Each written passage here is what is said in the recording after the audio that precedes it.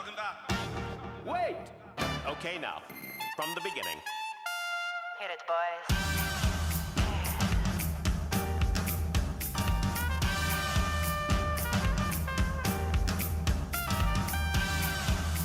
What are you talking about?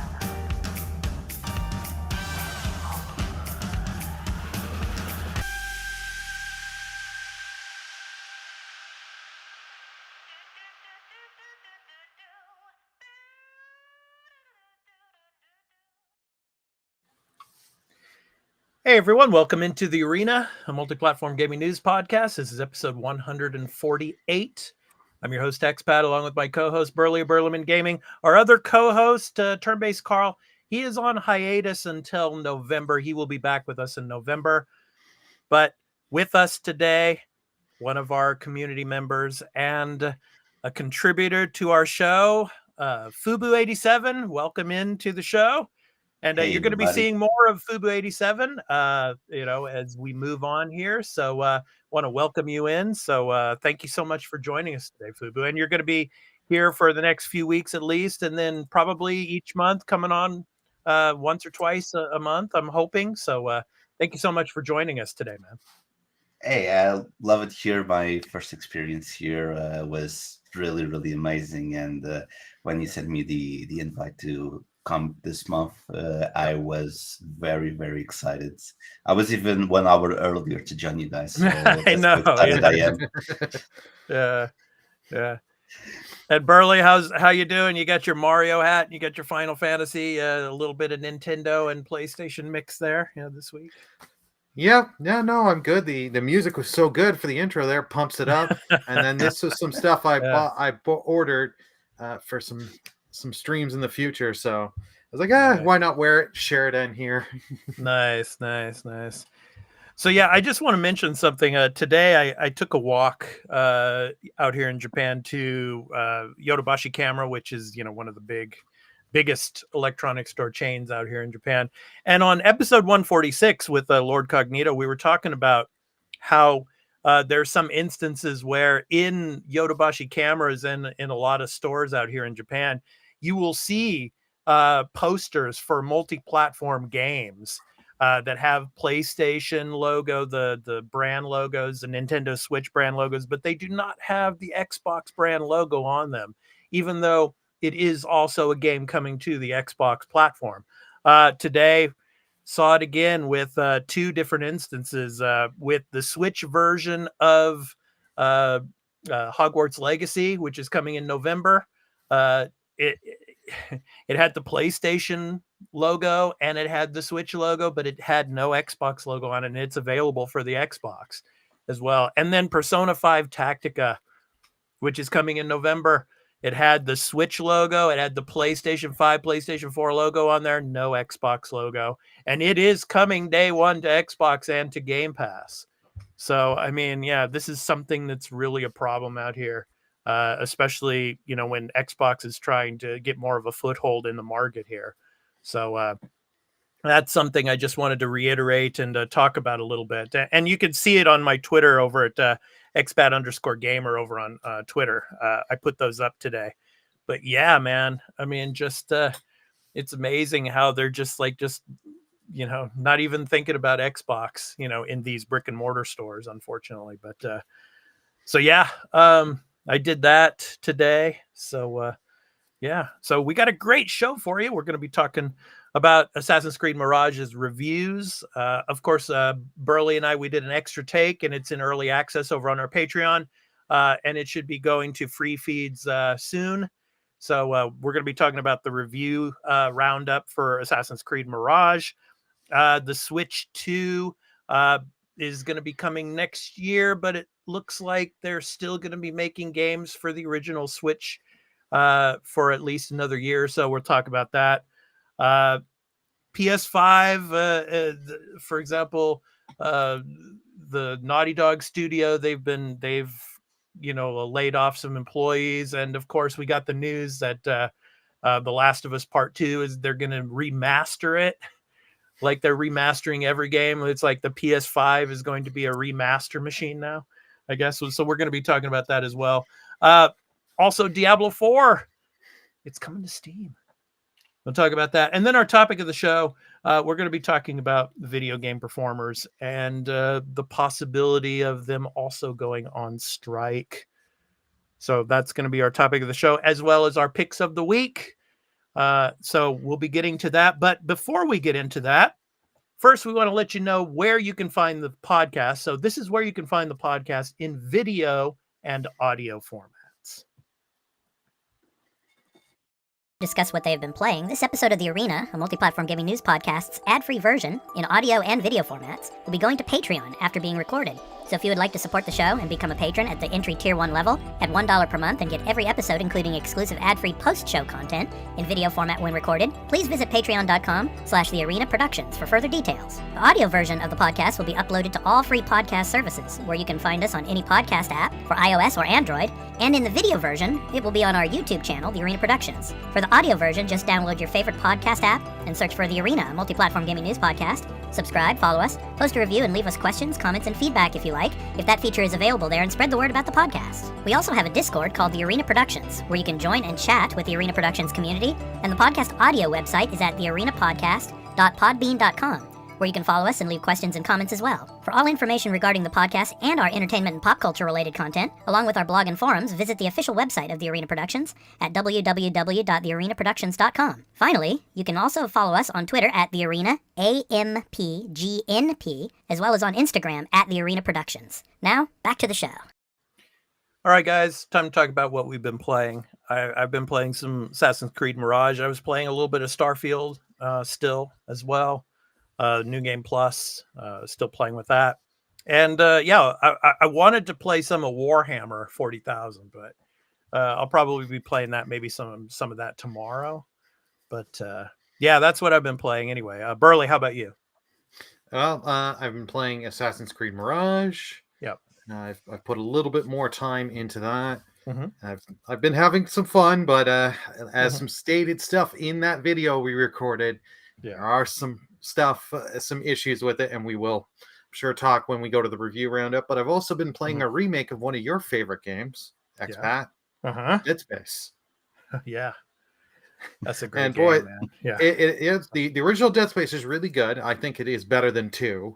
I know people like 2 over 1. The remake is good. It's just a lot tougher than the original. Even like I'm playing medium difficulty, and it's like quite a few times I've been getting killed, and I've been finding you're not getting as much of the health and ammo drops as you are in the original. So it's like it's really making that survival tough. Yeah, that's such a great game, man. I mean, that game, it will last through time for me. I mean, I could play that game forever. I've played it like 6 or 7 times. I love good old Isaac. I love him. I love him. He's great. Fubu, how about you, man? What have you been playing? Hey, well, I've been playing 3 things during the week. Mostly EAFC, because you know me. I'm a football head. I love that. Yeah. When I'm losing too much, I go and relax with Sea of Stars. I decided to play that game. And I'm loving it. Oh my god, it's so good. I regret not playing it earlier. And when I'm out of the house and I'm in a place I need to kill sometime, I just jump on the gacha game, Ever Crisis, the Final Fantasy VII mobile game. And it's really, really, really good. I'm enjoying, but I don't spend money. They won't take my money. Good. Yeah. So Fubu he's famous for making football predictions as well. So you got to go check out his content, man. Fubu is going to be, he's like our European arm of the show now, because it's like I'm out here in Japan, Burley and Carl are in North America. So, Fubu is like our European arm now. So it's good stuff. Awesome. Spreading all over the world. That's right. Like, that's what I've always wanted this to be, like a global represented podcast. So good stuff. All right, so let's get into our topic, the topics, our weekly news beat. We have lots of stuff to talk about. Assassin's Creed Mirage, of course, is out, and we have the review roundup for that. that we're going to talk about. So as I said earlier, Burley and I, we did an extra take, which is our supplemental series to the Arena Multiplatform Gaming News Podcast, where they go up in early access to our Patreon. Should be going to the free feed soon. So we talked about the gameplay. We did our gameplay review of that. But the review roundup. So let's talk a little bit about that. And I will throw the link in for you video viewers, so you can go check out the reviews. IGN actually gave this an 8. So I want to read a little bit of them. So we have the Loadout gave it a 9 out of 10, but GameSpot gave it a 6 out of 10. And that's kind of interesting. So I'm going to go ahead and get the gameplay rolling here for all of you, so you can see a little bit of it. And this is from Burley's gameplay, so you can check this out. So as I go ahead and read some of this for you, I'm going to go ahead and read the 6 out of 10 because I want to show you this is the lowest score that it was given in this roundup. So this is from Jordan Ramey over at GameSpot. Quote, Assassin's Creed Mirage is a true prequel to Valhalla, only able to tell a compelling narrative arc for Basim with the knowledge of what he becomes later in life. At the very least, you don't need an encyclopedic understanding of Assassin's Creed to appreciate Basim's growth from a young street thief to a duty-bound assassin to a truth-seeking detective as he looks into the interconnected investigations that unlock the enjoyable black box assassination missions. And though uninteresting characters mar the experience, an emphasis on social stealth and a history-rich city curate a fun and educational gameplay loop. So that's what he says over at GameSpot. And then I'll go ahead and read the Loadout. This is from Kyle Wilson. Quote, Ubisoft delivers a truly excellent experience with Assassin's Creed Mirage, wonderfully blending the series past and present to provide players with a compact, engaging story driven by captivating characters and secrets worth seeking. It's everything you could want from an Assassin's Creed game, and a welcome sign of things to come after a divisive few years, end quote. So, Burley, I'll start with you. What do you think of those reviews? And I mean, generally, it averages out to about an 8. So, from the gameplay that you've seen, I mean, how do you feel about these reviews so far? Yeah, these reviews make sense. Mm-hmm. I've got about 4 hours in now. Mm-hmm. So, like I've said, this still does feel like this is DLC for Valhalla. I do like that it has gone back to its roots, but everything that these kind of reviews they're telling about the story and the gameplay, it's true. Mm-hmm. How would you rate this among all of the Assassin's Creed games that you've ever played? Well, so far, I will admit this is better than Valhalla to me. Okay. I'm going to say that because this is the format and style I like better. Like the only ones I haven't played Odyssey. Origins, I only have like 3 hours in. So I don't have much into Origins. Okay. But like this is a good mid-tier in the series. This isn't, from what I've played, this is not going to beat 2. This is not going to beat Brotherhood, some of like 4, some of the greats of the series. But this is better than Syndicate. Better than a few other entries. Like it's mid but I'm only 4 hours in, so I can't say fully till I want to at least complete the story. But like I do like some of the like the new stuff they added, like the whole with the Eagle Vision, seeing the guards line of sight. That is such a nice mechanic, and they really, now that I've put a little bit more time, they've opened up with what you can do with the throwing knives. You can upgrade them, and you can get some pretty neat upgrades. So that's all I'm gonna say. Okay. Fubu, your thoughts on the reviews and on Assassin's Creed Mirage as a whole? Well, I don't like to trust reviews, to be honest. I think we had this situation very recently with Rotten Tomatoes where most of the reviews were bought and stuff like that. I I don't like to trust reviewers. I like to do what Burley did. Like what Burley said sold me much more on the game than reading the reviews, because I know, first of all, I trust Burley as a gamer. I trust him, Yeah. and he sold me much. When it comes to the reviews, yeah, of course they're gonna give very positive reviews. It's a very beautiful game. I'm watching the gameplay from Burley right now, and I saw some last night. And yeah, it's a beautiful game. The gameplay looks more grounded than well, except one part, and I'll talk about that in a little bit. But the gameplay seems a little bit more grounded. I hope there's not like those animals and mystical stuff, because I always thought of a more grounded thing. Like please. I was gonna say, like, Odyssey has a ton of that. I mean, you know, exactly. you have Medusa, and you have, you know, these, So, yeah. You know what exactly. I'm talking about, I don't, and I don't like that. That's why I like Assassin's Creed, the Ezio trilogy. For me, it's my favorite one, because it's really good. It's one of my favorite trilogies, and great character. Great character, and it's really grounded. It's a very grounded game. They improved the gameplay, but they didn't turn it into a full action game, because I remember on Assassin's Creed 1 and 2, when Brotherhood, you couldn't gang up a lot of people at the same time and fight them. Well, you could use the smoke bombs and stuff like that, but you couldn't fight them all at once. And I feel like that the other games, you like Odyssey and Origins, you probably could gang up a lot of people and fight them. That's the memory I have of them.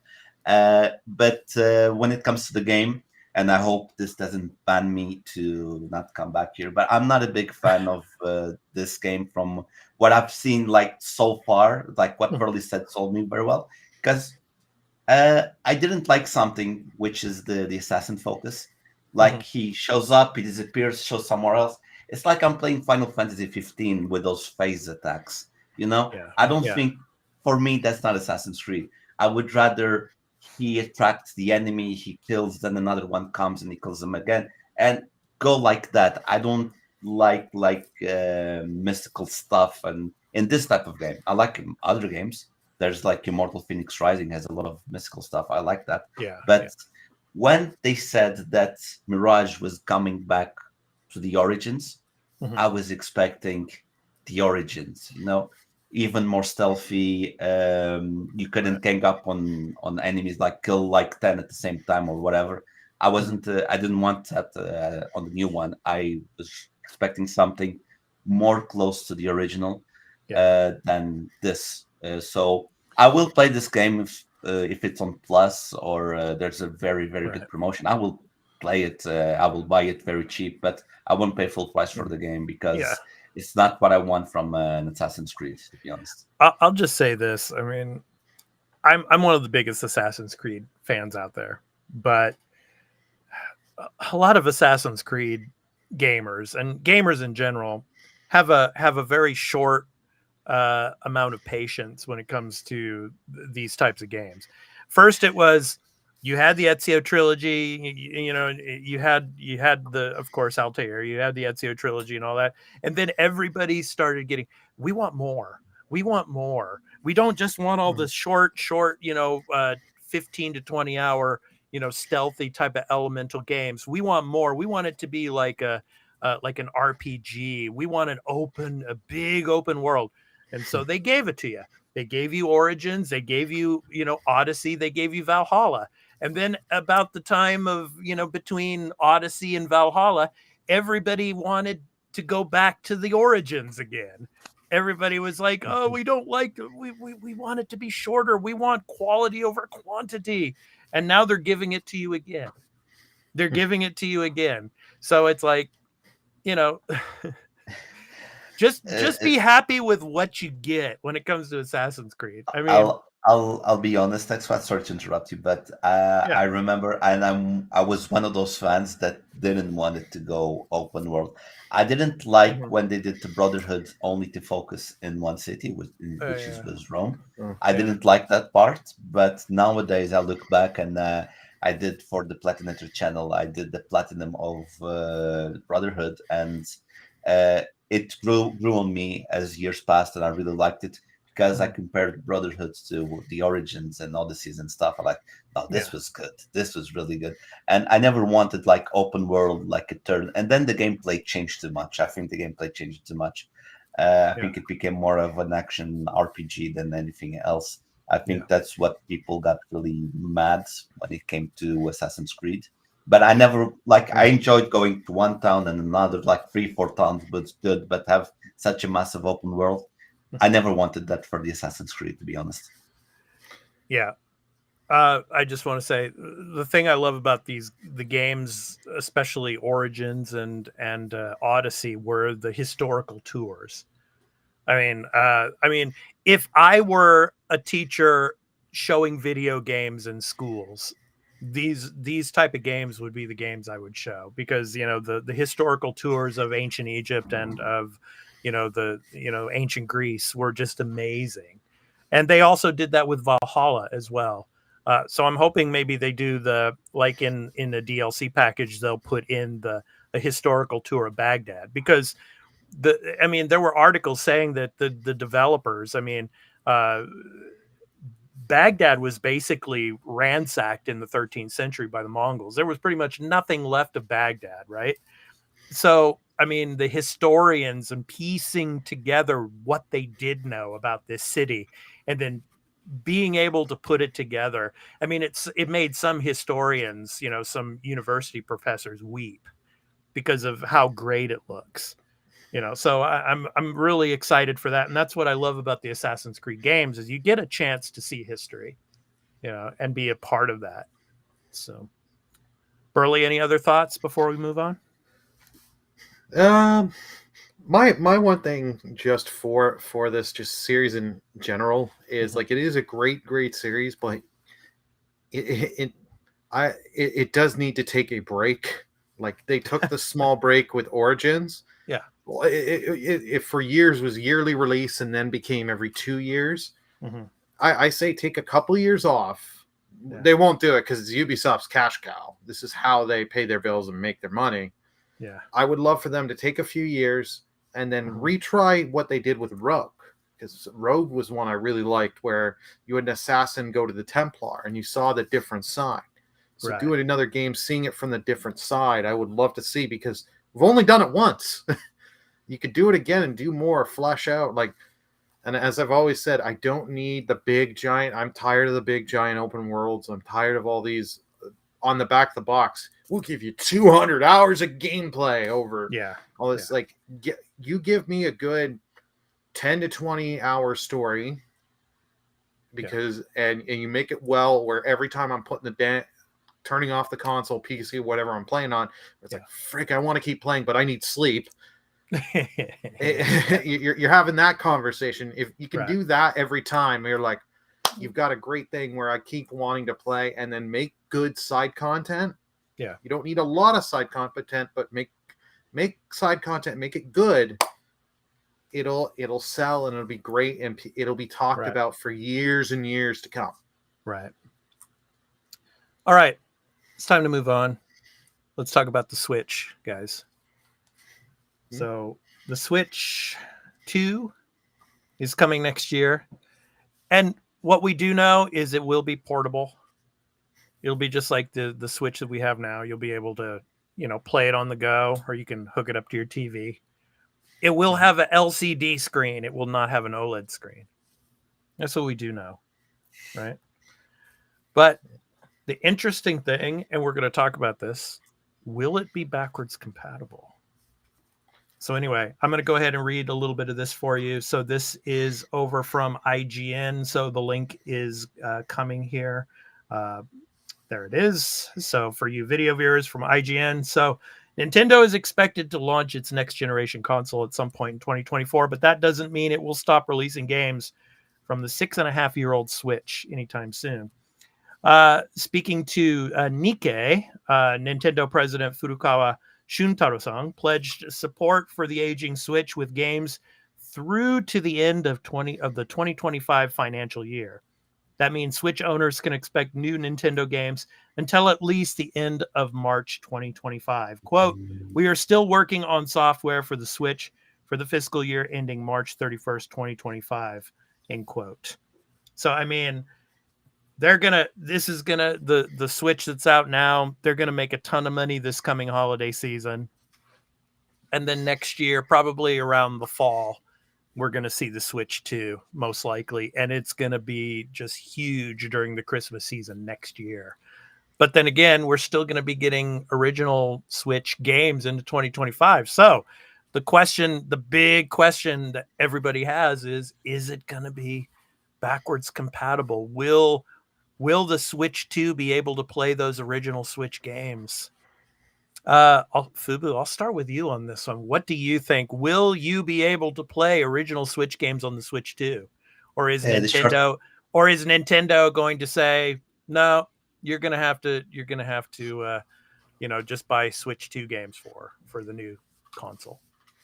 I'm gonna say the short answer is going to be yes. I think we're gonna be able to play, because I was actually watching a video 2 days ago of the Nintendo the DS, the Advance, the Advance, and they were compatible with the Game Boy and the Game Boy Color. And so I think they will allow that, because the change from the Wii U to the Switch, I think, was a very big change when it comes how you make the games and the programming. That I don't know about how that works, but considering it has the same name, basically, it's going to be the Switch 2, or it's going to be the Super Switch. I don't know what exactly going to do that. Yes, the Super Switch. The Super Switch. Yeah. They had NES, then they had SNES. The Switch Pro. Yeah. The Switch Pro, Switch Pro, and then they release a bigger yeah. version, and they'll call the Switch Pro Plus, which will be bigger. No, but I think it's going to be that they need to do that, especially if they want to sell a lot of consoles. You have the example with the VR from the PlayStation. Yeah. It was not compatible, and that was a big hit. And I remember Burley mentioning very, very correctly, like, why am I going to buy the VR2 if I can't? I spent all this money on the VR1 games, and I can't use on the VR2. So it's not attractive to know that I'll have to buy a console, and I'll have to buy all the new games. The price of entry is going to be very, very expensive, and that's one of the things that helped PlayStation 5 having the compatibility. I bought the game, and I swear for the first 4 months I was just playing PlayStation 4 games, because I could play PlayStation 4 games. If I couldn't do that, especially with FIFA at the time, if I couldn't play the PlayStation 4 version, why would I want the PlayStation 5 if I'm fully invested in FIFA in this case?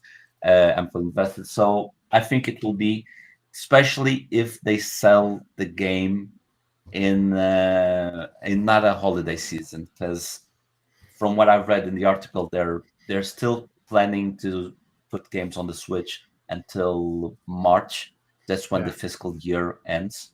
Yeah. And if you think about it, March was when the Switch was released, I think 7 years ago or something like that. Six years ago. 6 years. It was in March. So I think they're going to make it by the book. They're going to close the fiscal year, and they will start the new fiscal year in March with the Switch 2. With games, I think they're going to do cross-platform. You'll be able to play, let's say, the Super Mario RPG is coming out. They'll probably release it first, like they did with the Breath of the Wild. Remember, it came out on the Wii U, and then they released a version on the Switch. I think they might go a different route. They'll do Super Mario for the Switch, and then they'll do some type of free update for the Switch 2. That's what I think is going to happen. All right. So shout out to Purple Dragon. Thank you for coming on in. FANF_gamer 2010. Thank you so much for joining us. And one of our patrons, Fryman, the Fryman 14. He agrees with you, Fubu. Super Switch. Let's go. Super Switch. Let's go. Nice. Burley, your thoughts? Is it going to be backwards compatible? I think they're going to go backwards compatible.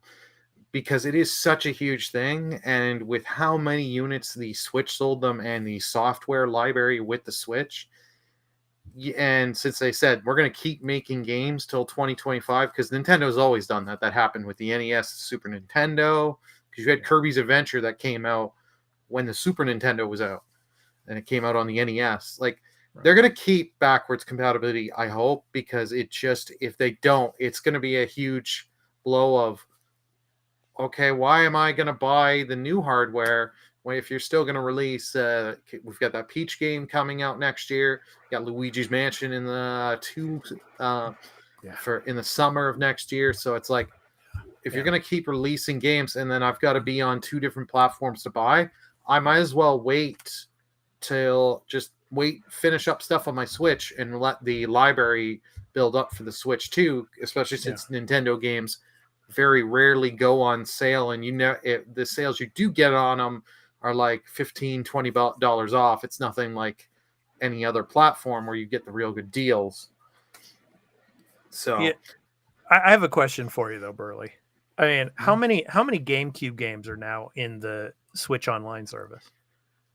There's no GameCube games on the Switch Online. It's only they've got up to N64 now. I'm sorry. Okay, N64. Okay, yeah. I think there's there's 10. Okay. Do you think the Switch 2 they will upgrade to GameCube and then Wii games?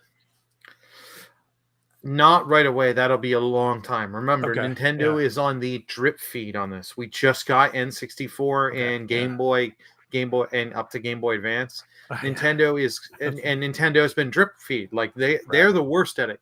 You can get mad at Sony. You can get mad at Microsoft on their how much they're putting on their platforms. Yeah. Nintendo is the worst. You go months, and then they're like, okay, we'll give you 3 games.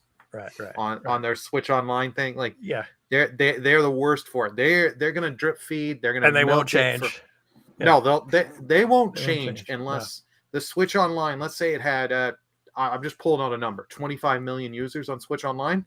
Mm-hmm. If that went down to like 1.2 million, they would then they would make the change. It's like it has to be a drastic where pretty much everyone cuts the service. They won't change drip feed.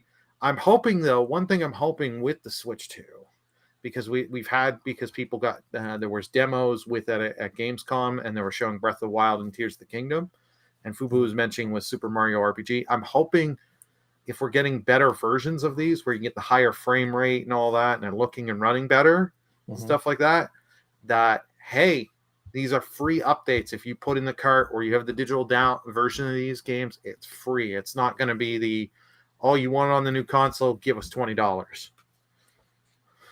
Yeah.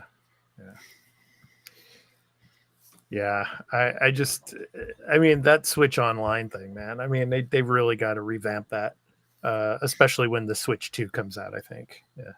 Well, like the thing is they were smart enough to know, okay, we're adding like Splatoon DLC, some of the Mario Kart expansion pass DLCs for the higher tier to get people. They were smart enough to realize, okay, to get people to the higher tier, we need to add and give a little bit more. They gave some Animal Crossing content, and there was one other game, but I'm blanking on it right now. But like, they're smart enough to know that, and they know their audience. Yeah. All right. Okay, so let's go ahead and move on. So next up, Naughty Dog, man. Naughty Dog has been in the news a lot this week.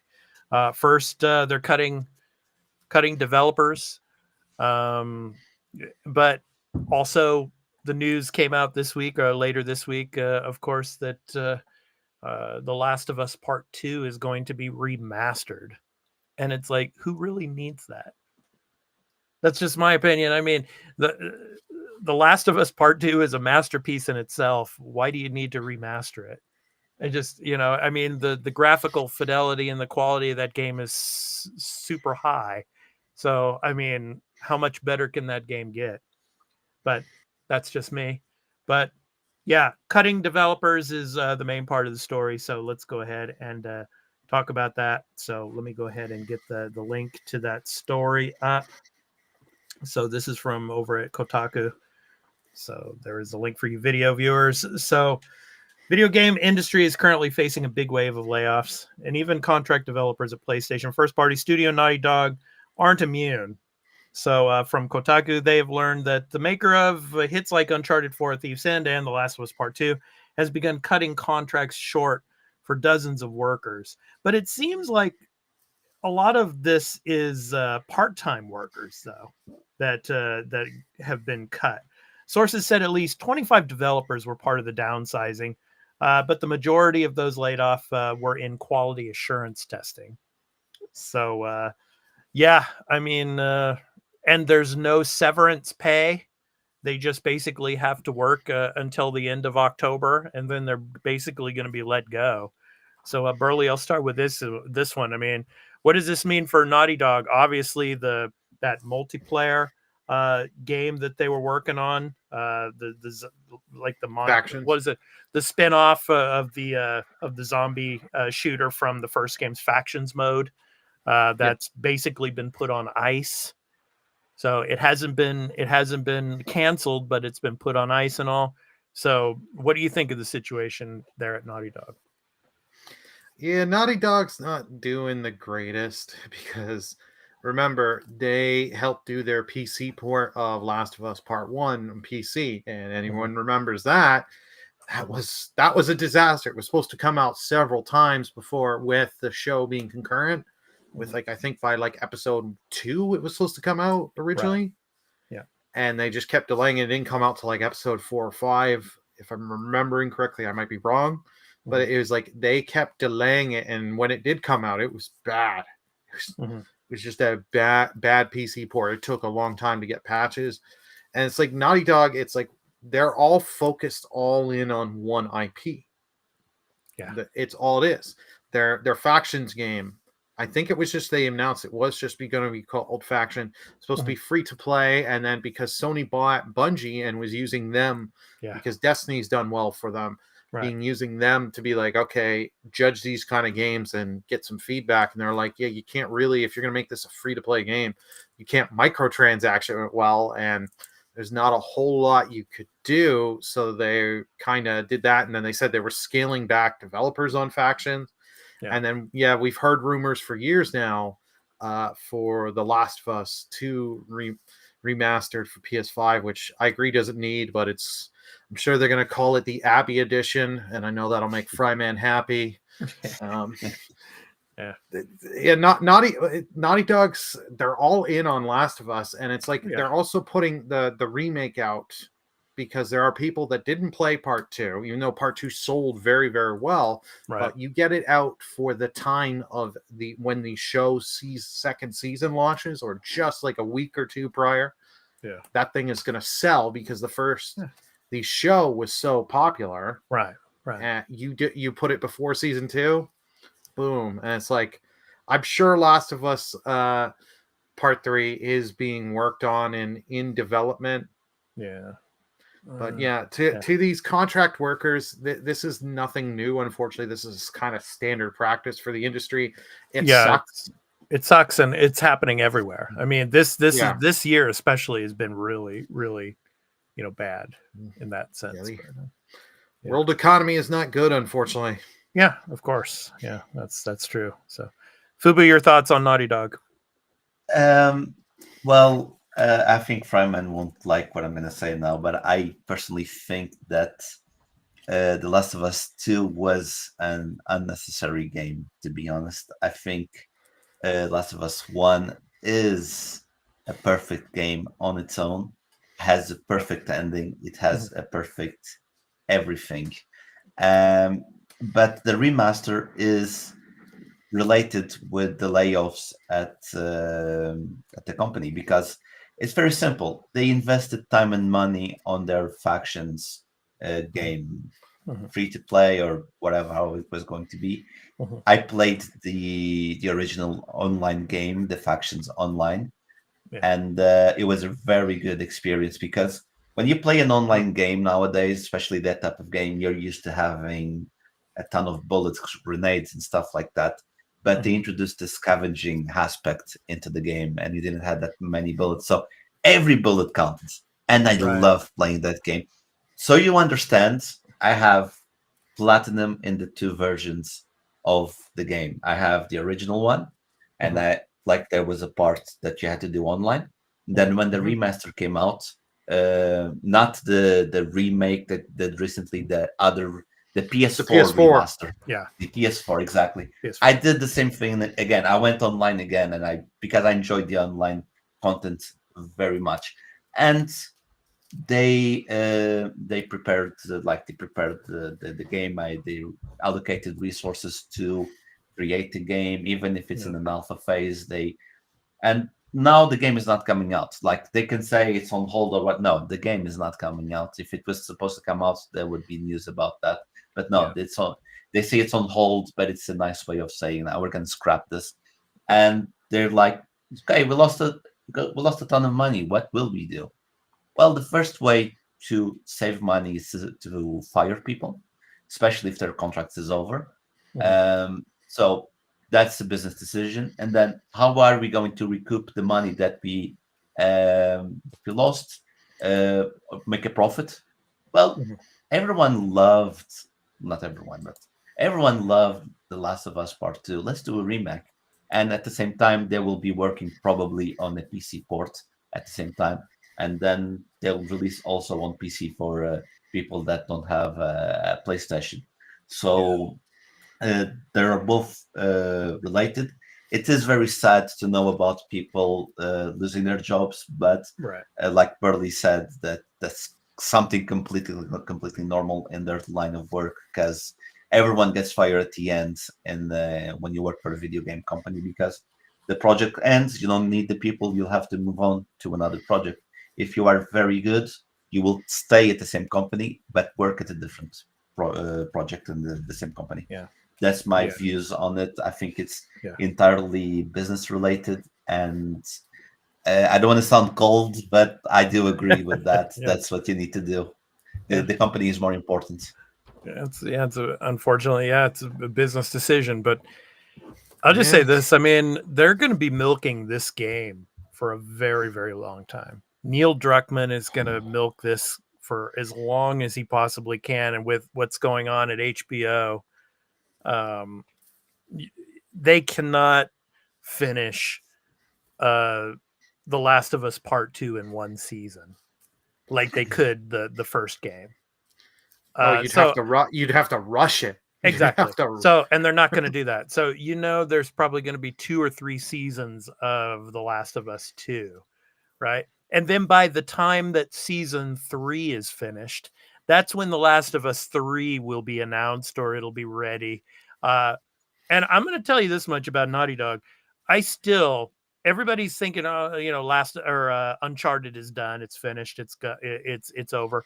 I don't think so, because spoilers if you haven't played, the last, Uncharted game, but it's been a while, so I'm going to throw it out there now. So at the end of the game, you get Nathan Drake's daughter, right? Nathan Drake's daughter is going to take over the franchise. She's going to be the next Lara Croft. So that they're going to come out with another Uncharted at some point. When they're done milking The Last of Us, they'll go back to Uncharted again. That's just that's what I think. Yeah, I think they're gonna do a thing where the daughter is the main character, and Nathan will take the Sully role. I think that's what's gonna happen. Yeah, either that or he's gonna be in like 10 minutes of the game, and gonna get killed off with the golf club. Yeah. The golf club moment. Yeah, it's like, or no. That's Sully. Sully's gonna get the golf club. Right? Okay. No, you can't kill Nathan's Sully. Gonna get revenge. You kill Nathan. You can't kill Sully. No. Sully deserves a nice life. He needs to die old. So exactly. You can have him sitting there dying, smoking on his cigar, and puffing. That's the only way. Like, he dies in the sunset, kind of thing. Actually, that's actually a perfect ending for Sully. Like you have like the frame from his nose down, and the smoke is coming out, and then all of a sudden the smoke stops coming out. That's perfect, Burley. Write that down. Don't let Naughty Dog take that idea from you. Write that down. Oh, That's I got that perfect, written actually. down. We'll sell that to Naughty Dog, you and I, God. as soon as this is done. Oh goodness. All right. Yeah, that's good. Actually, that's perfect. That's a perfect ending for Sully, to be honest. Yeah, that's for another episode of the podcast, so for another day to speculate on what's going to happen in the next what is it, Uncharted 5, whenever that comes out. Yeah. So anyway, Sounds good. so let's go ahead and move on, guys. So Diablo 4, Burley and Fubu, it's coming to Steam. So yeah, coming to Steam. It's coming to the Steam Deck. This is from PCGamer.com. I'll go ahead and read a little bit of it for you. So after 4 months, it's only been 4 months. Yeah. Diablo 4 on Steam will support cross-platform play with other versions of the game. Battle.net, Xbox One, Xbox Series X and S, PlayStation 4, and PlayStation 5, and will offer unique Steam-specific features, including Steam achievements and integration with the Steam Friends list. It will also be playable on the Steam Deck. So what's interesting about this, and Burley was talking to me about it too, is the battle pass and all, and the first season. What was it called, Burley? The year of or something. What was it? Season of the Malignant. Or Season something of the like Malignant. Yeah. So season 2 is going to Season of Blood, right? So Yeah. season 1 was called Season of the Malignant, and you, as you told us on the, I think it was on 146, that it just tanked pretty fast. And a lot of people are saying that this possibly could get lots of negative reviews like Overwatch 2 did. So I don't know, man. The Steam Deck, what do you think, Burley? I'll start with you on this one. What is its potential? This could help the player count, because the player count has gone down. I think it's like 99.4%. It is dropped down. And like I chipped in a few weeks ago. I logged back in because I want to finish the story on it. And it's like the player base is dead on this. This game, the season 1, they were hoping would get people back. It wasn't strong enough, especially if you did all the work to grind out that battle pass, all the gold and platinum coins that you got wasn't enough to buy anything on their shop with that. That was a really stupid thing by Blizzard. They shot themselves on the foot there. This has the potential to bring some players back, and people been wanting. This was the thing. They wanted this on Steam. They wanted it on the deck. They wanted it on, because Battle.net, their launcher's not the greatest. It has issues. It's something I've hated for years. I've hated Battle.net. I will use this. Say what you want about Steam. Steam's more reliable than Battle.net. And so my hope is, since 4 months since the game came out, they're now announcing it, and it's coming in 10 days from now. It's like, I'm hoping that when we get this day 1 on Steam, it runs on the deck.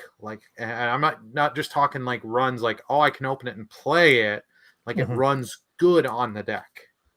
This isn't a game I have to sit there and go, okay, I got to change the Proton compatibility. I got to go spend a half hour looking up the settings and changing them on the deck. This is one of these games that I hope that the deck has it. When you launch on the deck, it runs well. If you want to get a little more FPS or something here, you got to turn down the resolution and some of the graphic settings to get help with that. If you want to tweak it more, that's fine. This thing needs to be like with Baldur's Gate 3, where it just worked out of the gate on Steam. Yeah. Fubu, what do you think? Thoughts? I think they have 2 issues here. One, I am going to be honest, I didn't even knew about the player base dwindling. I didn't even focus on that. That's very bad. 99 point some. That's basically everyone. It's a wasteland. It's Diablo 1. Everyone's dead. Diablo 1. No, it's Well, the thing is, you have to see something. First of all, Blizzard hasn't been in a state of grace with the audience for many, many, many years. This is not the same company that started World of Warcraft and had Warcraft 1, 2, 3, and so on. They became extremely corporate, and that's bad for video games when you only think about the money and not about the user experience. Because you need to give the user experience enjoyable, like what happened with Diablo Immortal. I played the only reason I played Diablo Immortal was because it was free to play, and I played it. I enjoyed the game, but again, like Final Fantasy Ever Crisis, I didn't give them any money, no money at all. But I did enjoy the game. I was thinking about buying this game when it came out, but I'm not a hardcore fan of the game. I know some people that are, and why are they going now to Steam? And let me look at my note just to make sure. How many dollars do you think they made in sales in the first 5 days when Diablo came out? It made a ton of money because of all especially the Demon, the Ultimate Edition, all that. Because I knew people that bought it, so they had the 4 or 5 days earlier. That gave them the tier skips, and I think you got a couple like EXP boosting items that lasted you for a couple hours. Yeah, and it probably would have made more too, but in this game, came to Game Pass. So I'm going to tell you now, and it's actually a very interesting number because it's Diablo, but $666 million. So 666. Very interesting, to be honest. That is a lot of money. And there's the thing. It was on their own service on battle.net. So that means all this money came to Blizzard's pocket. And this is a lot of people. Like, even if it's $100 a game, to go to 666, that is a lot of people. So they got most of the people, and they're not getting any more sales because everyone already bought the game. Everyone probably already bought the game. Okay, now we're gonna have to go with Steam. Probably in a few weeks, it's gonna be Epic Store, and they're gonna start giving their percentage to those companies that are reselling their game to grow the player base. Try to fill these 99% that are gone. Try to fill it, and it's less of 99%. It's 50% or whatever. They're trying to fill the game and get some money at the same time. So it is again a business decision. I've already used this line today, but it is a business decision. They already got all the money they could have gotten only for them, and now they're trying to get some money, and they're gonna bow down to Steam, and trust me, pretty soon probably Epic Store to sell their game, so they again get more people into the game, so it doesn't look very desert, and to make more money, even if they're losing their percentage. Well, you knew this game was going to come to Steam at some point, but it's surprising that it's coming only 4 months after release. So yeah, I think it's really because they were expecting the player base to grow. I'm gonna give you an example. If they do a very good promo, like in Christmas time, I would probably buy 3 copies of this. One for me, one for my best friend, and another for a friend of mine. So the 3 of us can just rock this game together, like when we're on weekends or stuff like that. So we can have something to do on computer, because by the time it's Christmas time, I'm going to be not done, but I will play less EAFC, and I want to play something else. And I want to play with my friends, because this type of game is supposed to be played with people and not solo. Oh yeah, no, like I've played a lot of it with my one buddy and with other people. Playing this game solo, not saying you can't do it. It is fun. It's a grind. It's a grind. It's best to play with people together, so you get the community aspect and have the fun. I know one person that's waiting to see how this launches on the deck, because he wanted me to, because he was going to buy it on Battle.net, and then see if I could help him get it running on the Steam Deck. And there were guides, but it doesn't run that great. So he's waiting to see how well it runs on the deck and then buy it, because because you can still log in with your account and get all your characters and everything to come over. Yeah. And still play between the devices. You're going to get people like that want that convenience, that will pay for the convenience factor. I'm curious to see.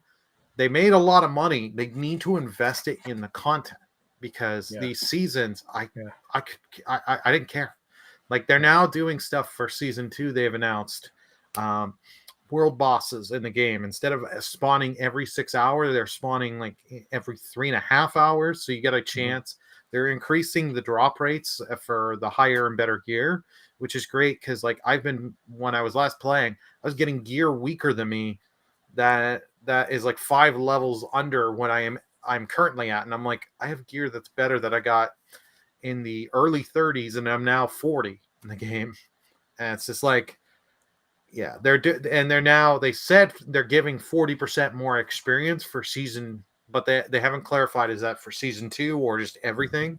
I'm hoping everything, because the game, once you reach like level 75, that's the halfway point, and the grind really just whittles down. And it's like, they've got it. It's nice that they're doing some of this stuff, but they really need to push and do stuff. Make some extra bosses that people care about. You can bring some characters, because they said they want to make this game last like Diablo 2, where it had that effect where it kept even while Diablo 3 was coming out, Diablo 2 was still very popular. Can I tell you guys a secret? Every Diablo experience I've ever had, I've played solo. Wow. I've never played with friends and never played with anybody else. I have played Diablo. Crazy. I know it is, because expat is a little crazy. So I mean, I just a little. Sorry. Yeah, a little, Burley, a little. Yeah, I just I guess I'm in the minority here, but yeah, I mean, it's I love the single player experience with it. I mean, I love the grind. It just it's something about me, I guess. Yeah. Sorry, but Diablo. One of the reasons I stopped playing Diablo Immortal, like I started playing with my friend, then he decided not to play anymore because it was killing his phone.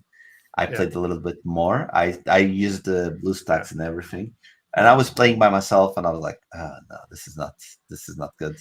And then I got to that point where you really need to start buying stuff to evolve better. Yeah, pay to win. Like, the pay to win area. I was like, nah. Yeah, because I've always been more of a single player guy when it comes to gaming, and that's why I probably should do the multiplayer or the co-op experience when it comes to like the Souls games, because then I would be able to get through those games and not like want to slam my controller down and just scream and yell all the time. I mean, the Bloodborne and, like Elden Ring and those type of games. I mean, I love the art styles. I love the games, but I can't get through them because, the roguelike elements and everything to it.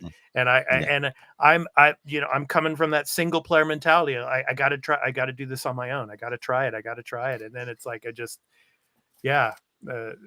after like about 10 hours of just killing myself, I just have to put it down, so whereas with Diablo, it's not that type of game. So I can grind and I can get through it after how many hundreds of hours playing the game. So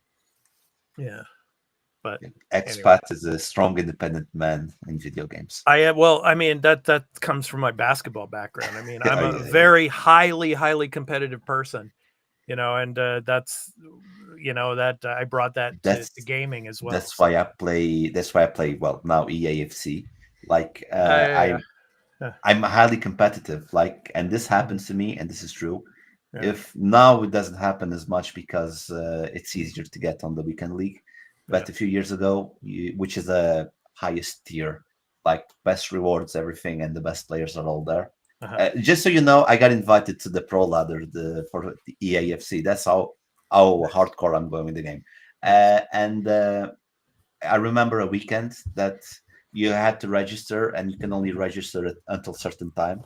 And for some reason, I totally forgot, and I didn't play that weekend league. And that weekend, everyone was like, "Fabio, what's wrong with you? You look pissed." And I was like, "Oh, it's something other than no." But because that competitive edge in me wasn't draining out, so I was in the mood. I remember that weekend I was in the mood, and yeah, I'm highly competitive with strangers, with friends. Well, remember last time I was here, I was playing Monopoly.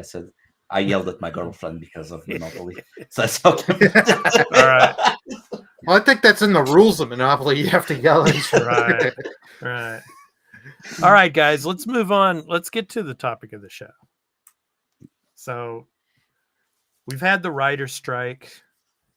The actors are on strike. I mean, the writers are now back at work. I mean, you know, the late night talk shows are back, you know.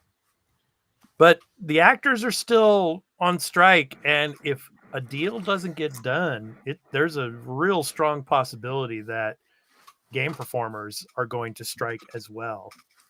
So I'm going to go ahead and show you this story from Reuters, which is really interesting and has some perspectives about the possibility of these game performers going on strike. So Sissy Jones isn't asking to be paid millions of dollars to give video games their voice, but the actor and others like her performing under a Screen Actors Guild video game contract say they need more money to cope with rising costs of living. Quote, "We haven't had a raise in 5 years, 4 years maybe, and prices have gone up. Our rates have not," end quote, said Jones, a BAFTA winner for her voice as Delilah in the Campo Santo video game Firewatch. Jones is covered under a contract with video game makers negotiated by SAG-AFTRA. Voice actors and motion capture performers in the multi-billion-dollar video game industry voted overwhelmingly this last 2 weeks ago now to authorize a strike if negotiations on a new labor contract set to begin, which from when this story came out was supposed to be on a Tuesday, if they fail, setting the stage for another possible work stoppage in Hollywood. So SAG-AFTRA said 34,687 members cast ballots, and 98% overwhelmingly voted that if the negotiations fail, they would go on strike. So basically, there's two main issues here. I mean, there's some others, but two main issues. One is the pay.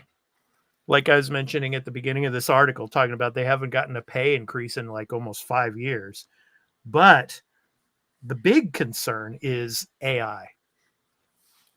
So the video game industry generated total revenues of $180.3 billion in 2021 and is expected to generate revenue of $218.8 billion by 2024, according to data analytics firm Newzoo. So with video game console sales up in 2023, PlayStation maker Sony said in July it expects to sell 25 million units of PS5 consoles.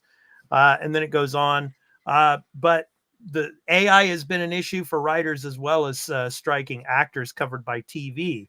And in this article, it talks about the fact that some of the voice actors, their voice was used through AI in some projects that they did not give approval for.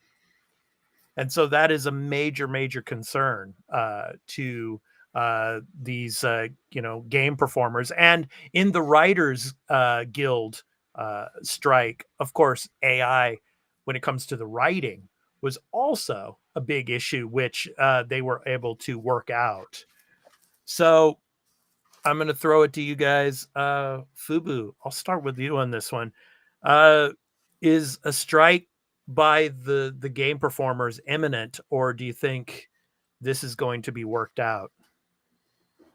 I think a strike will happen. You see all over the world. You see, I don't want to use the word complain like, oh, they're complaining. No, but you see all over the world. A lot of people are getting they're getting mad. Let's say like this at their work conditions because they see the people, their bosses getting richer and richer, and the normal worker is not getting any more money. And this goes to economic basis, which you read the inflate. They didn't get the money, the pay rates. Sorry, I was blanking there. So I think there's an economic factor called inflation. Like people, not people, things get the price rises up and stuff like that. Yeah. First of all, when it comes to economic terms, I think it should be mandatory. Let's say if there's a 10% rise on the inflation, I think it should be mandatory and minimum 10% raise for all paychecks, private, government, whatever. And this includes obviously the worker conditions. I think the workers should all get that pay raise, because if your pay raise doesn't follow what the economy is going, you'll have a weak economy because people won't be able to spend money. But that's for a different type of topic. This is just the opening. I actually read a news article without knowing we were going to talk about this. The voice actress that played Naomi Hunter in the Metal Gear series, she said she got pennies for what the game made. She got paid very, very poorly. And then this goes and spreads in two things. There's the normal game. Okay, there's the normal game, which you sell X amount of games and it's done and you get paid for that. But there's a new thing now, which is the live action games. It's not new, but it's new.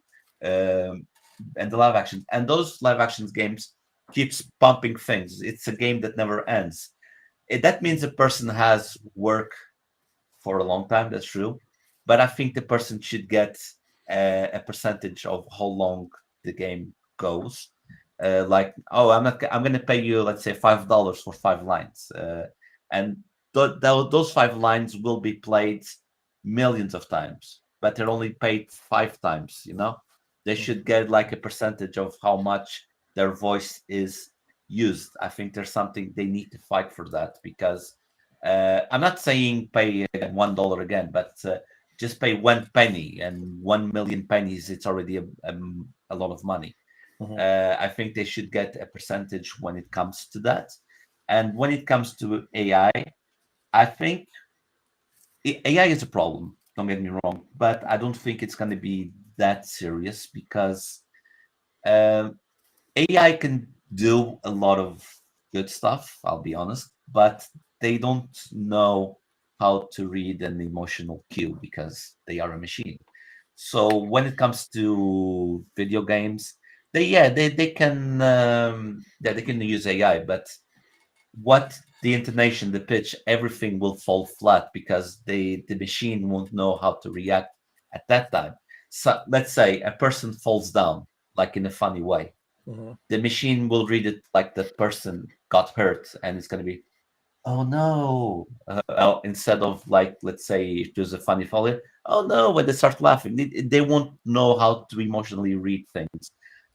So when it comes to lines, I don't think they will replace either in writing or in voice.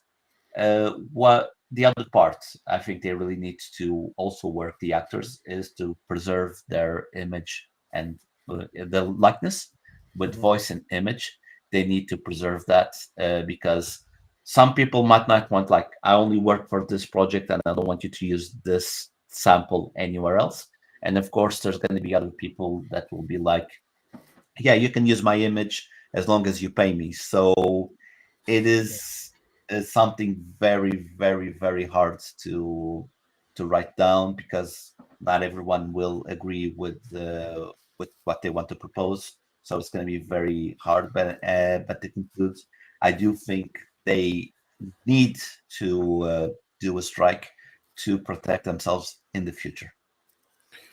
Yeah, I'm thinking if it does happen and that there is a work stoppage, could you just imagine, like, we've had this with the actors already. I mean, with shows and the production of certain shows. Like, for example, Star Trek Strange New Worlds, because of the work stoppage, it most likely may not come, the next season may not come until 2025, if, unless they can get out and start working again. So can you imagine for the gaming industry, like games like the Jedi Survivor sequel that they just recently announced, or like say with PlayStation with Wolverine, or these games that are maybe 4 years out. It could be 5, 6, or 7 years. I mean, depending on how long a work stoppage would last. Yeah. Burley, your thoughts? I mean, what do you think? Yeah, I think a strike is it's just what day is it going to get announced? It's coming 4 to 5 years without raises, increases on some of the stuff. It's like, and especially with over in these last couple of years, because of the pandemic, people have been buying and playing more games. Sales have been going up. So yeah, they should see this. And like, we've had the stories, we've had some that tried to take advantage of the whole thing. The one Bayonetta voice actress, where she was playing both sides, and she got shown for who she was on that. But there have been voice actors and actresses that have been getting nothing, and they're like some that they're not. It's just their voice; it's their likeness in the character. Like the actor for Cal, from the two Jedi Survivor Jedi games. It's not just his voice; it's his likeness and his face and all that is used. So it's quite a bit there. So like I want for people to get paid, and like I kind of agree with Fubu on the games that are live service that just keep going and going, and then they're doing that. And companies with like EA and stuff, they will use AI to reuse. Okay, we got them saying these words and letters, because what they're going to soon enough do is soon start recording people. Okay, I want you to say every letter of the alphabet slow. They can record. No, I'm serious. I know. Yeah, I know. Yeah. So yeah, and so that way they can. So pay them $100 $200 to record the whole alphabet, and then it's like, okay, we spent that. Now we could just use AI and some other stuff, stitch it all together, get all our voice acting done, and we only paid $200 or whatever. Yeah, and with the advance in technology, I mean, within the next few years, 5 to 10 years, it's just gonna get insane. I already see it now. Like if I'm on YouTube with shorts, you get the shorts, and then you also get the ads of people taking politicians, the AI using politician voices, saying stuff like I have seen ones with like Bill Clinton, for example, redoing stuff, and it's like, oh my God, it's just insane. Yeah, there are free voice programs. I mean, to get more voices, you have to pay money, but there are free programs, that you can do the AI voices. Like you can get Clinton, you can get Obama. Yeah, I mean, and Biden. I mean, it sounds exactly like them. Exactly like them. And so there have been YouTube videos made about like discussions on video games between like Trump and Biden. I've seen that. And if you didn't know it was AI, it'd be like, man, that's Biden and Trump. We're talking about video games, man. I can't believe it.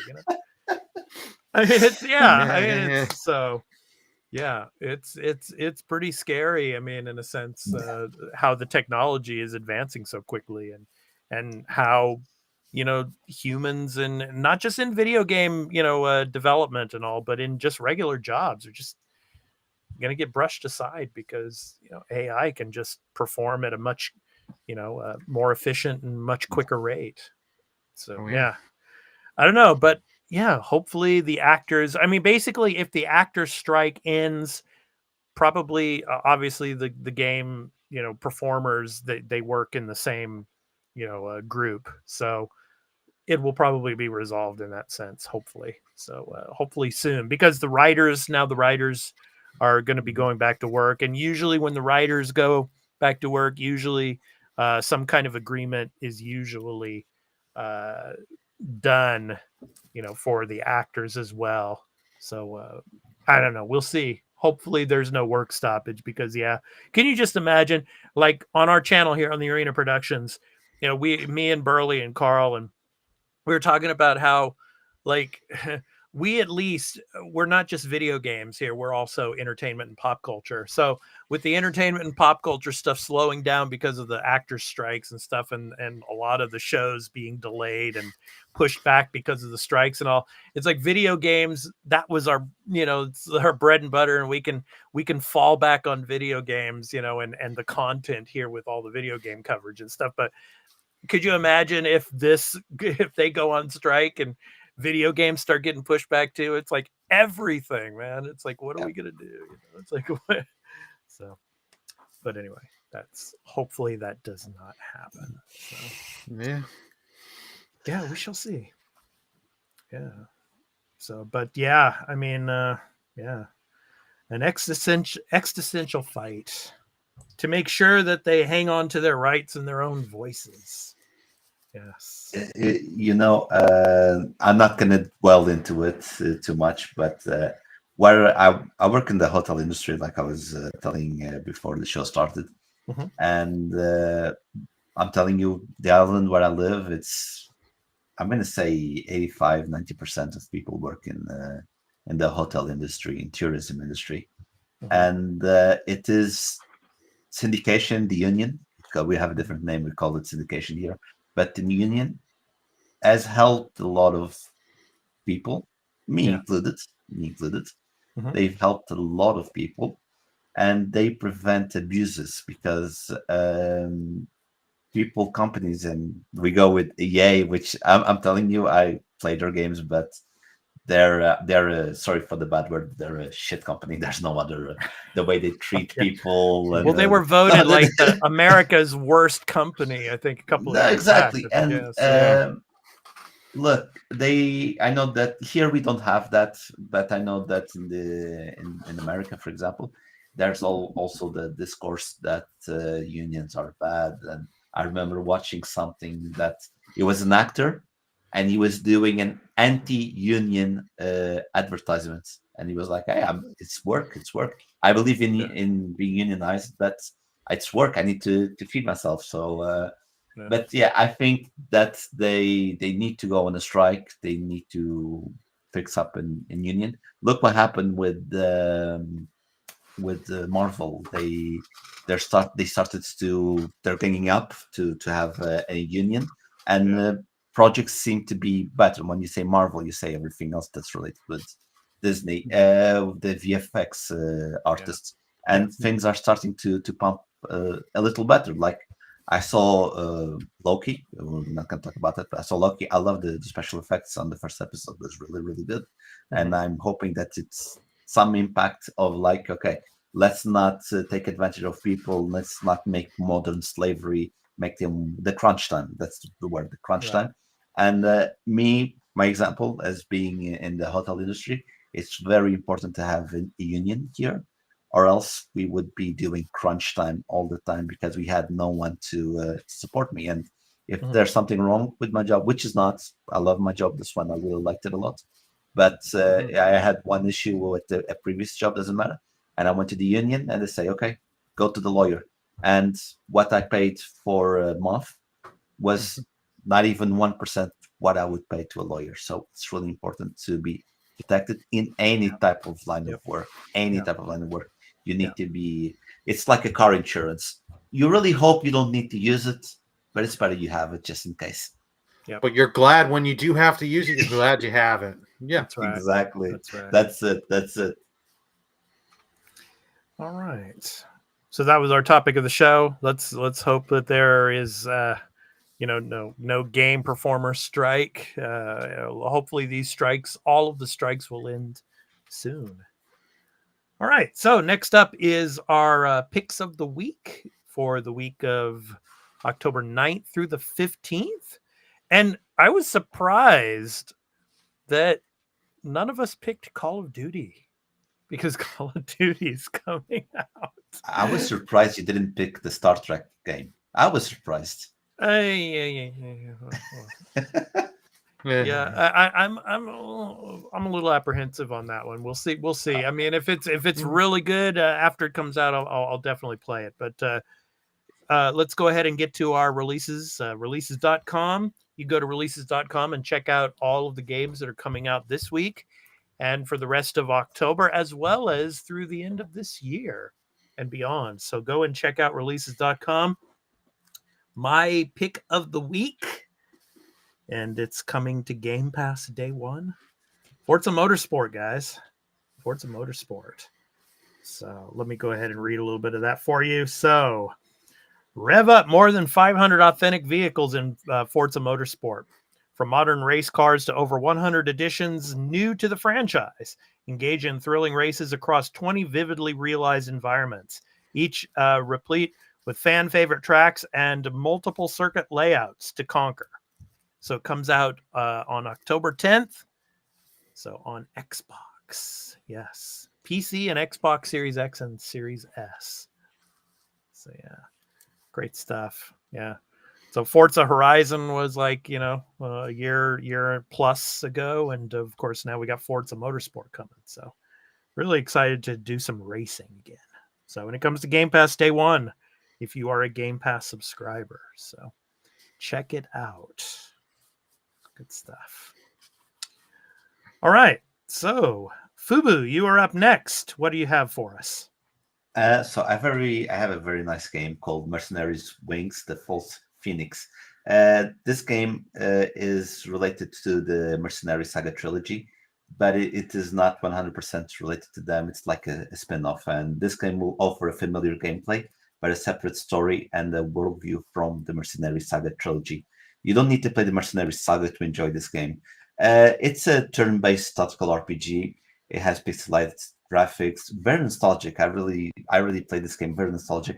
It has a medieval setting, magic, a job tree. The best comparison I can give you, it is a less refined triangle strategy, and without the choices that you did at the end of every chapter. Sorry, and it's a very interesting game. I liked it a lot. I bought it just on the Switch, and it's coming on the 12th of October, and it is a must buy if you enjoy this type of game. I loved it. All right. Cool. Burley, what's your pick? My pick is Mercenary Saga Will of the White Lions.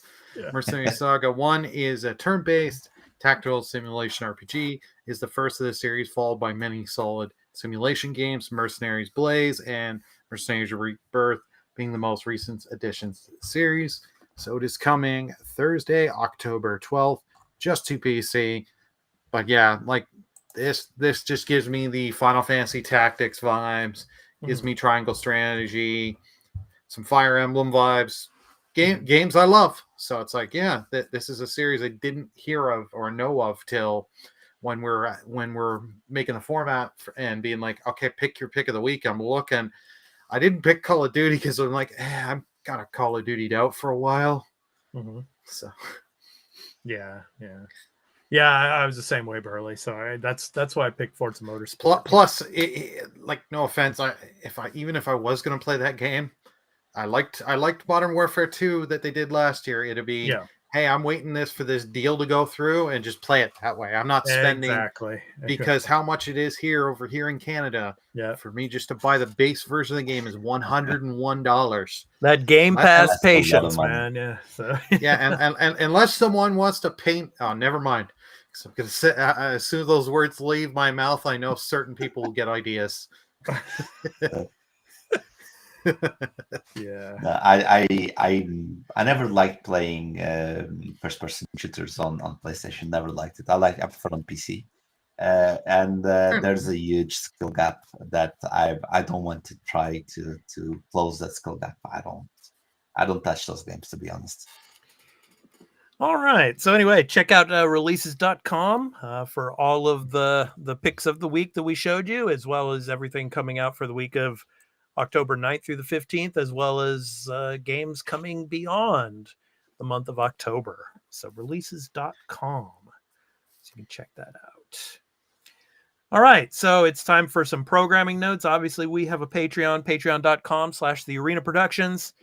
where we have our gaming shows, we have our Marvel shows, our Star Trek shows, our Star Wars shows, our sci-fi shows, our fantasy shows. So all are ad-free for all of our patrons. The post shows that we do usually after every episode are exclusive to patrons, and our Extra Take episodes, which is a supplemental series to the Arena Multiplatform Gaming News Podcast.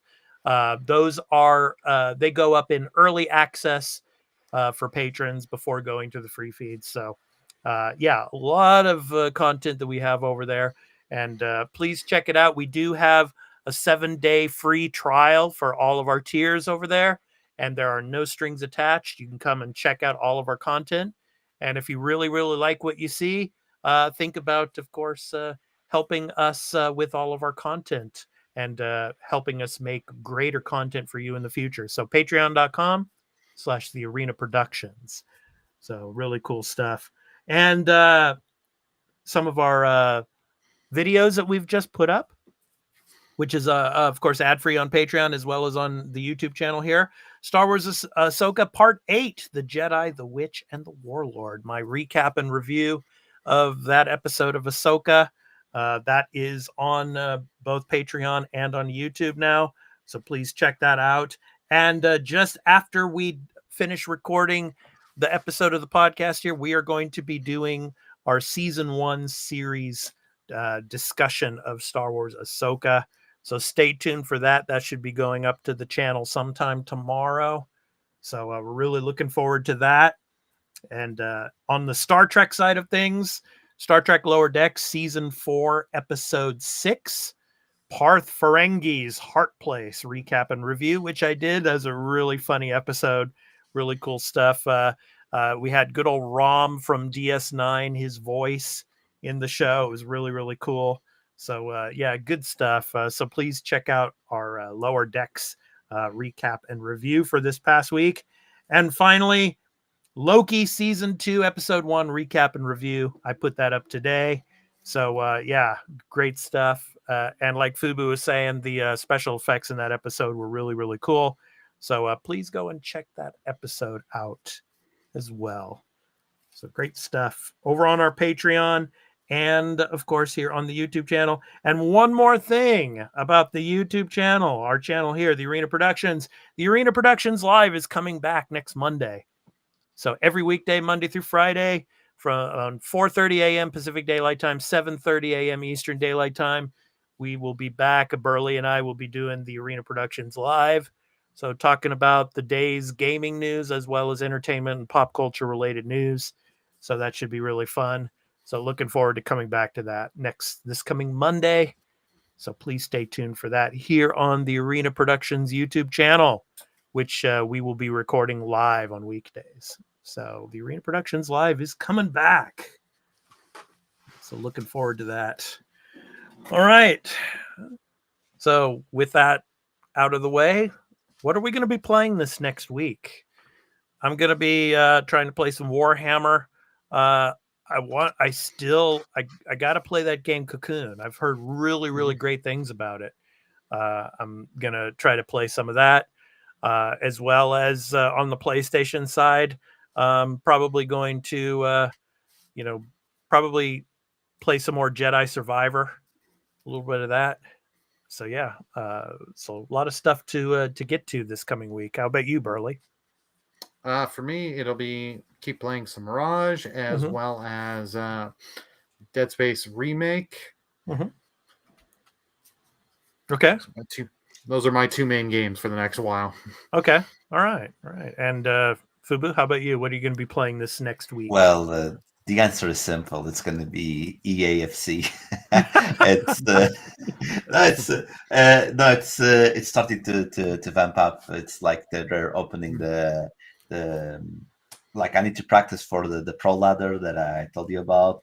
The weekend league, which is the hardest one, is open. I need to get to the elite level in the game, so there's a lot of grinding. But because it's also October, and at this time I like to play a little bit of a more scary game. I am really interested on playing the Callisto Protocol they gave on Plus.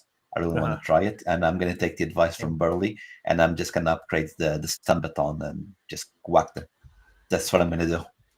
Fubu, it's not on PS Plus out in Japan. Callisto Protocol. Yeah, I know. I saw it's that. banned. You can't buy it out here. Yeah. No, it's. I remember you were talking that on one of the previous episodes because I had no idea, and you said it was banned. I was like, "What? Really? I had no idea." Yeah, Tropico 5 is the game out here that you can play instead of Callisto Protocol. They could have given a better game, man. It could have been a better game. But yeah, I wanna try the Callisto Protocol. I want to do that, and we'll see how it is. It really depends. If I'm winning too much on FIFA, I won't stop. It's like when you're gambling at the casino. If you're winning, you don't stop. You just stop. There you go. All right. Okay, so to end our show, we always have an indie recording artist spotlight. So we spotlight a particular indie recording music artist to end the show with our music and video game outro. So this week's spotlight is on Alex Grawl. Specializing in music for videos, Alex Grawl creates unique sounds that bring together an eclectic mix of genres and inspirations. From rock and blues rock to hip hop and future bass. From the title song of his album called Starburst. So this has been The Arena, a multi-platform gaming news podcast, episode 148. I've been your host, Expat, along with my co-host, Burley of Burleman Gaming, and our special contributor at his first appearance on The Arena, Fubu87. Thank you so much. And he will be back with us next week as well, filling in for Carl again. So we hope to catch you in the next one. So take care, everyone, and have a great week of gaming and enjoy the outro. Peace out.